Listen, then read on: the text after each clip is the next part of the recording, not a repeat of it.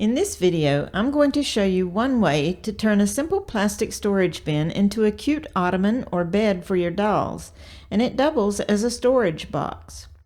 For this project, you will need a plastic storage bin. Look for one that's mostly rectangular with straight sides and no special locking system on the lid. The plainer, the better. This shoebox is about 13 inches long, so it's about the same length as a Little Darling doll or a Maru Mini-Pal. A sweater size box seems to be about right for WellieWishers or Ruby Red fashion friends. I'm going to use the shoebox size for this demonstration, but the process is the same for larger bins as well. You'll want some Quilter's batting. It's nice to give the top just a little bit of cushion. Fabric. The amount you'll need depends on the size of box that you're using. I did this shoebox size with less than a yard of fabric. A sweater box size would need about a yard. Trim for the sides of the lid. Grosgrain ribbon works well. This trim is about 1 inch wide, but you may prefer even wider trim. You'll need enough to go around the perimeter of the lid with a couple of extra inches for overlap. 1/2 to 1 inch wide elastic. Most any type will work. I'm sure you could make a skirt for the bin without using the elastic, but the elastic casing is just a quick and easy way to make a top band for the skirt section. You'll want some sort of glue or double-sided tape. This will be used to keep the skirt from sliding down the sides of the bin. I also used it to attach the topper to the lid. You'll need a type of glue or tape that will adhere to both the plastic and the fabric. I had this Aleene's Jewel-It embellishing glue on hand, so that's what I used for the fabric to plastic areas. This glue is designed to bond beads and jewels to fabric. Hot glue might work as well, so you could test that out if you have it on hand. I used a double-sided tape to hold the ribbon to the sides of the lid because I was concerned that glue might bleed through the trim. Some other things you'll want to have on hand are a long ruler, preferably a clear one that has a 1/2 inch line, a pencil or other marking tool, a measuring tape, straight pins. I use mostly one color, but I like to have a few red and green or yellow ones as well, and you'll see why later. I also like to keep a small safety pin handy in my pin cushion. You'll need some sort of bodkin for threading the elastic through the casing. You can use a large safety pin for this, but my favorite one for wider elastic is this style because it holds the elastic flat. Scissors. You want some for your batting, as well as your good fabric scissors. You might want to have some pinking shears for trimming any raw edges. And of course, some thread and your sewing machine. A serger is great if you have it. I used my serger for sewing the side seams and finishing the edges on the skirt. The first thing we'll do is cut out all of our pieces, and then we'll work on putting things together. For the topper, lay the lid on the wrong side of the fabric, making sure you have plenty of space around the edges for a seam allowance. Trace the lid. Add 1/2 inch seam allowance all the way around. Then fold your fabric right sides together so that you can cut 2 pieces for your topper at once. Pins will help keep the fabric from sliding. Cut the topper layers along your outer line. Now you can use this as a guide for cutting your batting. You'll want to trim the seam allowance off of the batting so that it's the same size as the lid itself. You could trace the lid on paper to create a pattern for the batting if you prefer to do it that way. The skirt section is made like a simple elastic waist skirt.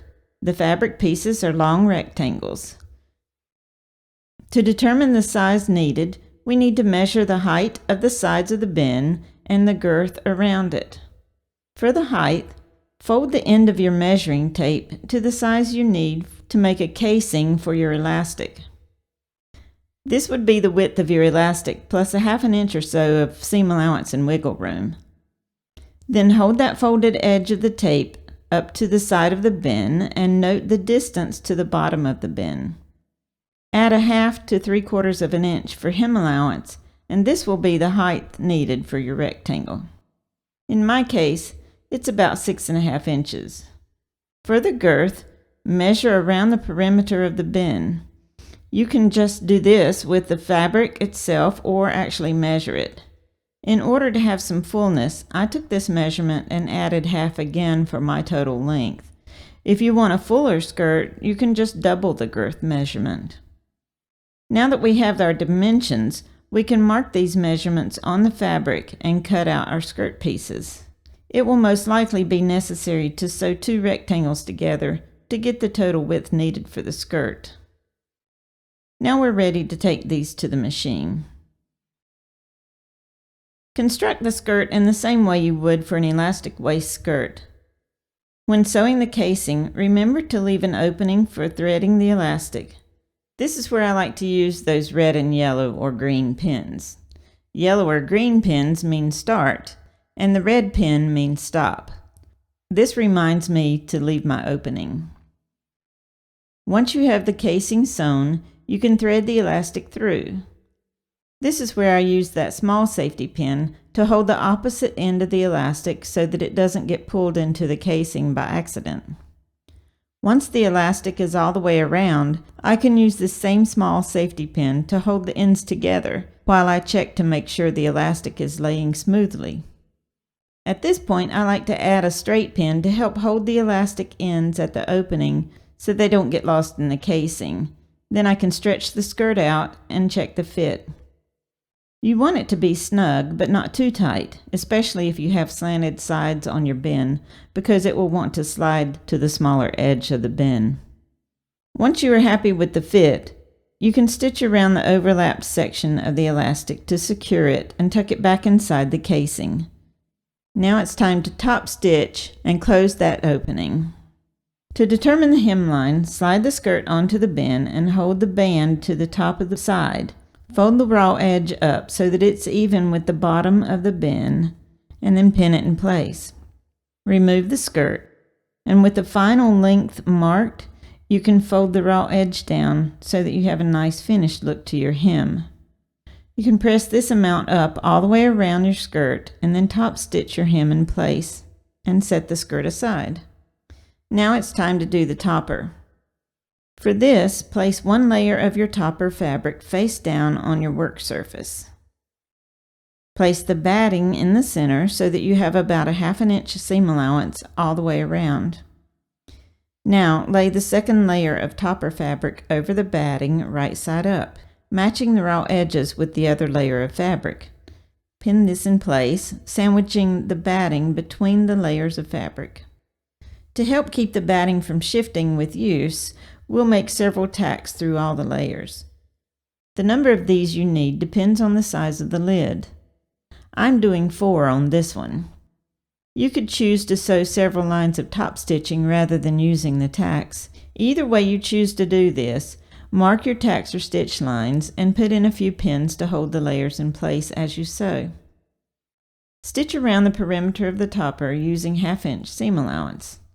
I did this by setting my needle position to the left and using a wide presser foot. You could use a zipper foot if you prefer. The main thing here is that your stitch line ends up about where your original traced line of the lid is, so it turns out to be exactly the size of the lid. Now you can stitch your tacks or lines that hold the batting in place. If you're doing tacks, you can pull the threads to the underside and tie them off, or add a dab of seam sealant. Now it's time to add the trim. Start your trim in the center of a side or an end rather than on a corner. Place the edge of the trim just over the line that you stitched earlier and stitch near the edge of the ribbon. When you get to the corners, go slow and pivot as needed to keep the trim on the stitch line. The ribbon will pull up at the corners, but that's exactly what you want it to do, so no worries there. Stop when you get near the end of the trim and fold under the end so that you have a little overlap. Cut off any excess ribbon and continue stitching along the edge until you get to the end. Pivot and stitch down the folded edge to secure the ends. Now you can check to see how it fits the lid. Trim the seam allowance of the fabric layers if desired. Pinking shears are great for this. Now it's time to set it up.